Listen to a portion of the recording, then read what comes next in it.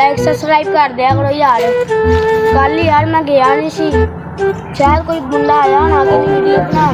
आज प्रिया भाई को पूछने चलते हैं वीडियो बनी है कि नहीं, नाले एक घंटे या शेयर शुरू कर दे। अभी मजा आएगा ना भिड़ो। अस्सलामुअलैकुम।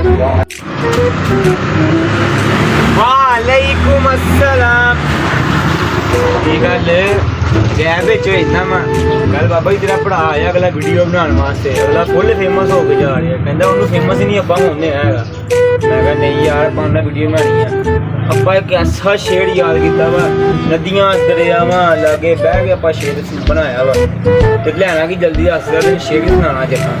हाँ जी पाइन मैं ठीक ठाक। पाइन कल नानू घर गई, तुहानू पता घर दे काम भी नाल नाल हुंदे आ।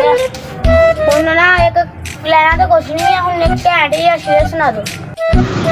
शेर सुना दूंगा मैं भी ना, शेर सुनाने वास्ते आया सीगा ते ਆਪਾਂ के तू शेर सुनाना पैसा ना याद रखूंगा। तो फिर मैंने आधा बर्ज किया है वाह वाह वाह वाह। कि उनकी याद में हम पूरी रात सो ना पाए,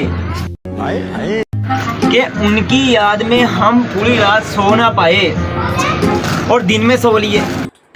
और जा इतना बकवास